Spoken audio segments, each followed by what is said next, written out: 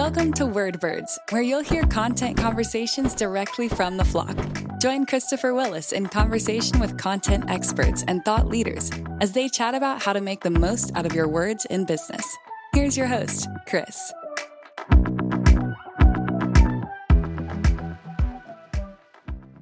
Hello and welcome to Wordbirds, a birds of a feather conversation amongst people that care about words. Today on the show, we have Colleen Jones from Atlanta-based Content Science. Colleen and I are going to talk about the challenges facing her customers in the enterprise as it applies to the creation of content. We're going to talk about the importance of impact and where we're seeing impact with content. And she's going to give some examples of how companies are experiencing huge growth as a result of optimizing their content. So let's sit back and get some insight from the flock. Hello, Colleen. Welcome to Wordbirds. I'm really excited that you're here today. Thanks so much, Chris. I'm excited to be here and chat about content. You are joining us from Atlanta today, I understand. It is lovely there, I hear. Yes, a lovely fall day, very cool, 70 degrees. I think it's already Don't winter. get jealous. It's winter in New England already. It's already happened. I think a great way to start a conversation is, you have incredible vision out into the market, wide range of customers and prospects, and just folks that you talk to from a content standpoint. I think it'd be great to just sort of kick this off with what are you seeing out there are the biggest challenges for folks today in the content space? Yeah, so I'm seeing a number of different challenges that I think all stem from increased demand and pressure on content to perform for a business or an organization. So a couple of examples, I'm seeing companies that are offering their products or services in a different way, such as moving from kind of an e-commerce model to more of a SaaS model. And there are a lot of implications for content when you do that. And just learning how to become more like a SaaS from a content perspective. And I should say a successful SaaS that has a lot of I's dotted and T's crossed when it comes to content. So that's one really interesting trend. Another trend I'm seeing is focus on customer experience. So there's a large retailer and e-commerce company that we've worked quite a bit with over the years, and there's a renewed interest and executive level focus on customer experience. A new customer experience officer, a new focus on integrating, closing gaps in the customer experience caused by silos and so on. And that has a lot of implications for content and much more. But what we're seeing is a renewed interest in getting the technologies related to content playing better with other technologies that the business has. And in the past, that might be something we kind of point out and raise a flag about, whereas now it's something that has executive attention. It's a priority. It's something that they're actively working on. So those are just a couple of really interesting examples of some trends that I'm seeing that, again, I think just really stem from the intensifying demand and expectations around content today. When you're dealing with companies that are trying to reinvent or invigorate their customer experience, especially companies that have put people in charge of that process, is there an understanding, I'm going to make a generalization, but is there an understanding that customer experience for most companies is their content, like the importance of how the content is written, not just the fact that, I think in past years, when you think about customer experience, it's the pathway through the website. and less the way that the website is written, or the tone, or the words that are used, the terminology, the clarity. It's just, can you click here and get to the next thing? Are people starting to understand that the way that you say things matters in the customer experience? Yes, definitely. The way that you say things, whether you say things, do you say things at the right time? Absolutely. More awareness and interest in that than I've seen in the past. So, for example, with the e-commerce retailer situation that I mentioned, there is a lot of awareness of, we need to not only get, say, product content right, but we also need to get notifications, emails, the follow up to an order, everything in terms of messages, anything involving words, that needs to be right for the customer. And we can't make it right until we have a more integrated approach. Absolutely. So yes, yeah. And it starts, I mean, when we look at our customer base, it starts all the way back in product, in the UI strings within the product, and into the technical documentation, and the consistency that needs to carry through to educational materials and the marketing materials and sales enablement, and then into service and support, and the way that we communicate post sale. All of that needs to tie together. And in most businesses, there isn't that interface that manages the integration between all those points. So you end up with this sort of disjointed experience because, again, a lot of folks have in the past thought of the experience for customers as the purchasing experience or the use of the product experience, but not both, and not at the same time. And this integration now that's happening, boiling up to somebody that's responsible for the way a company communicates, is I think critical to business success as we go forward. Because if something's in the product and it's represented differently in educational material, and we're marketing something worded completely differently, and then somebody has a problem with the product and asks a question and support answers it with completely different words, at best, we've lost a customer. They're probably going to leave. But at worst, it starts to impact brand. It does. It does. A tremendous impact on brand.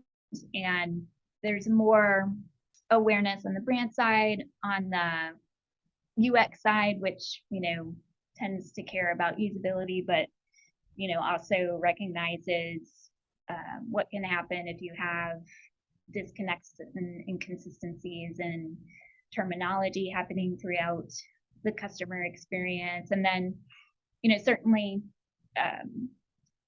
customer experience is key to having great customer relationships and a thriving business. Another example where we've seen a tremendous awareness of and executive priority on getting the words right is for a slightly different purpose, which is to really better communicate to partners and investors and other parts of a business ecosystem, especially when you're talking about enterprises. And certainly customer is always first, but these other audiences, if you will, are also really, really key to business today. And if the story isn't clear, if the terminology is inconsistent, certainly impact on brand, also just risk of poor communication. And so I've seen a big priority on getting the words right for that reason as well, getting the words right for the customer experience, as well as for these other kinds of stakeholders. Yeah, I mean, absolutely. And when I've been talking about sort of the hierarchical model of governance in the business, at the top level, somebody needs to explain to everybody in a company that we spell the name of the company this way. And from there, I mean, if we understand that as a guideline for creation, then what other guidelines do you have and where do they live? And how do you let that cascade down across an organization? And some things matter in the way that we create technical documentation. Some things matter in the way that we create investor documentation, marketing materials, and so on. And again, we're inheriting the spell the name of the company right and probably a bunch of other guidelines. But the way that I communicate with my investors, the clarity level, the terminology that I use, and the legal language that I have to inherit into this piece of content matter. And they matter in a way that maybe they don't for marketing. They probably don't for technical documentation. But that connection is what makes all of this work best, right? Because I'm communicating to the investors in a language that is consistent with the rest of the business, but I'm doing it in a way that is very specific to the way that I communicate with that particular audience. And all of this comes back to aligning your voice with your audience, the way that they want to hear, the way they need to hear your content. I like what you've all done here, especially you, Daniel. Bombastic content has such a great youthful ring to it. Acrylics robot, what's wrong? My apologies, sir. You are not Shaggy. This is not 1995. Oh, I really am becoming my father. Are you going to cry? Please do not cry. I cannot handle emotion. Acrylinks keeps your content aligned with your preferred words and phrases. Acrylinks, better content, faster. Absolutely, absolutely. There are some core elements that can be cohesive for those different audiences, and then elements that need to be distinct.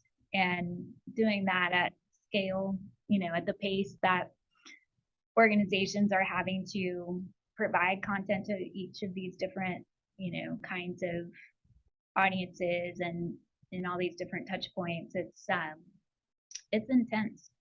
Yeah, I mean, I fall back on the year that I got here, and if the audience has already heard this story, I'm dropping the fourth wall for a second. I apologize to them, but when I got here, the first thing that I did as a new CMO in a business was say, okay, let's sit down and create the voice that we're going to go forward with. And I worked with our founder and put that together. And you can imagine that you know both players. So obviously we created something that sounded like a combination of the two of us. And we said like witty, but not sarcastic, and smart, but not pompous, not super businessy, whatever. And we used our product to put all of that into practice. And it resonated from a marketing standpoint, which is what I run. And because I'm a megalomaniac, who else writes content here? What do we got? And we pointed it towards support. I said, you guys, you're going to use our guidelines. Let's do this. And who doesn't think that I'm cute and funny at all is support customers. The tone of voice that we created to go to market is not the way that we can communicate when we're speaking in support, when we're providing answers. And so there are rules that carry into both. The way we spell the name of the company, some of the terminology, the way that we refer to the product. But witty but not sarcastic does not need to play in support at all. It's not relevant to them. And so I learned very quickly in a new business that it's not one thing. It's more than one thing. We need voices for our audiences, plural, not one. And I think that when you look at some of the products in the market right now that help with guidance and governance, they separate based on ones that handle a generic voice. Like, I'm going to fix your grammar, and grammar is a thing in the world. It's one thing, versus products that help create a bespoke voice for the enterprise, or more than one voice. Because for our customers, for the companies that you work with and I work with, one isn't enough. Like, it can't be one thing. It's got to be across the board for that experience to work. Because what we're trying to do now is drive real impact with content. It's not just putting it out there. It's seeing business improve as a result of the things that we write and the way that we write them. And I think one of the things that you talked about in your pre-interview was a customer that you'd worked with that saw dramatic improvement in revenue as a result of content optimization. Can you talk a little bit about that? Yeah, absolutely. So, related to a trend that I'm seeing in just an increased concern about the impact content can have and just executive level attention on it.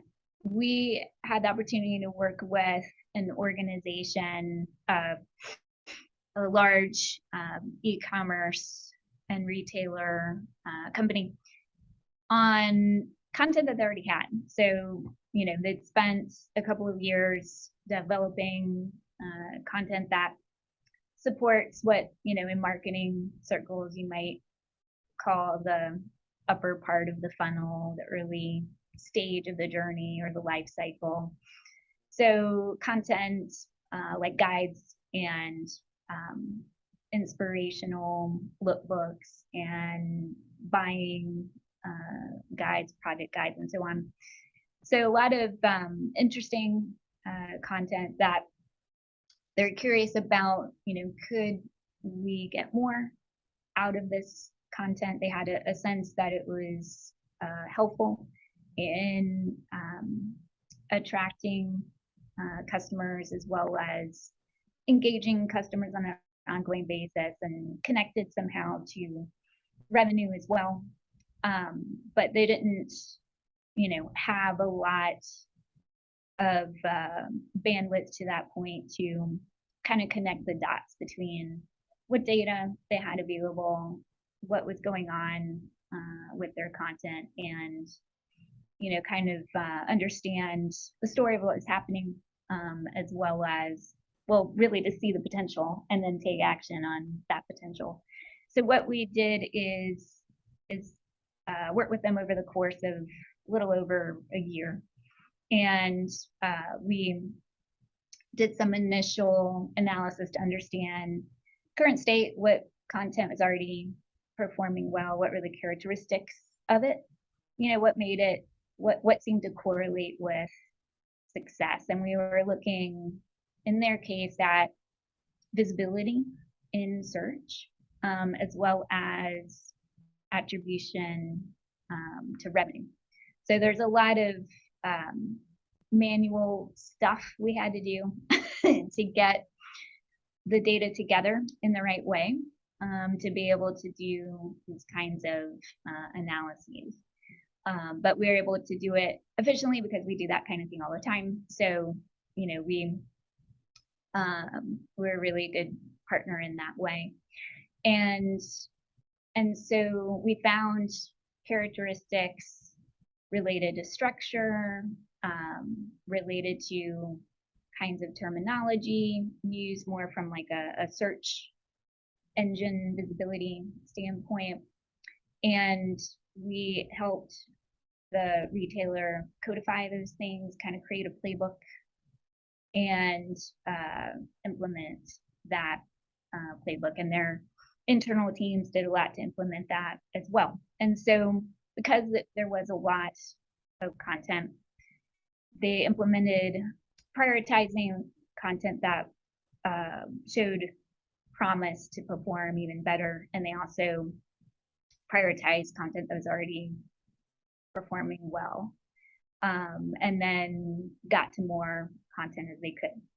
So they're able to kind of follow the playbook, optimize a fair amount of content, but there was still some content that they did not get to optimize. And so we were able to compare and get some sense of what following the playbook, doing these optimizations, what kind of impact that was having. So we did a check after about 3 months, and we saw promising improvement. And so, at that point, I think the impact on revenue was about 250% better than the content that wasn't optimized. And then after a year, we looked again, and that's where we really saw, sort of a compounding interest effect. Yep. The benefits of optimizing just really continued to grow. And that's where we hit the super crazy, amazing number of 753% Wow. increase in revenue. And certainly the organization was very, very happy about that, most happy about that. But the effort also won some awards like Best Use of Data and Insight from the International Content Marketing Awards. And, it's an approach that, I'm really proud of because it's smart, it's repeatable, the methodology that we figured out and worked out can be continued over time. And it just really reflects a desire to treat content like the business asset it is. It deserves to be assessed like that, tracked like that, managed like that, as opposed to, being kind of looking at the data and the impact of something we'll do if we have time. So yeah, so that's a quick rundown of how we were able to help with reaching that 753% number and also help set an approach to kind of keep tracking and understanding the impact of content on revenue on an ongoing basis. If somebody's listening right now from a company that wants to increase their revenue by, I don't know, even 100%, but 753 would be okay too. How would they engage Content Science to help them with that? So, I kind of joke that we're the McKinsey of content. So we're a little bit more like a management consulting firm than we are, say, a traditional marketing agency or, just a content creation firm. So, we have a lot of thought leadership out there. We have an online magazine called Content Science Review.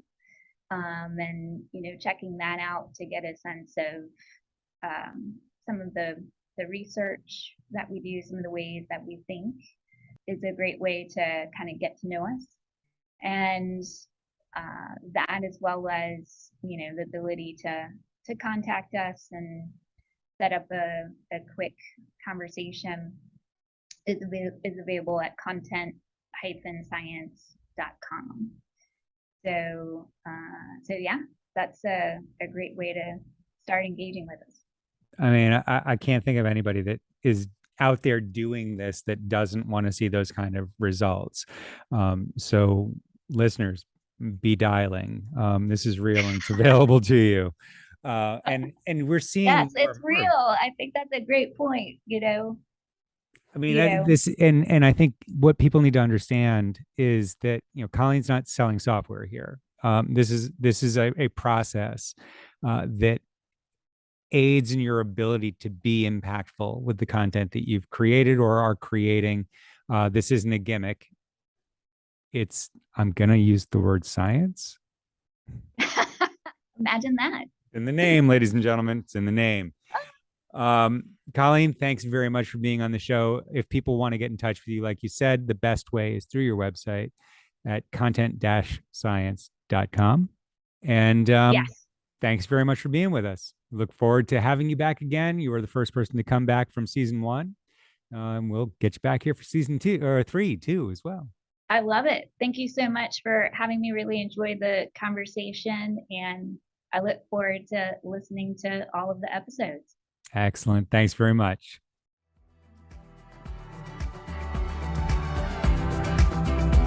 Thanks for tuning in. Make sure to join us next time for more insights from people who love words. This podcast was brought to you by Acrolinks. Continue honing your enterprise content by checking out other episodes at acrolinks.com/wordbirds.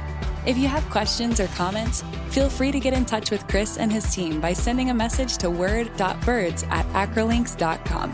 That's all for now. See you next time.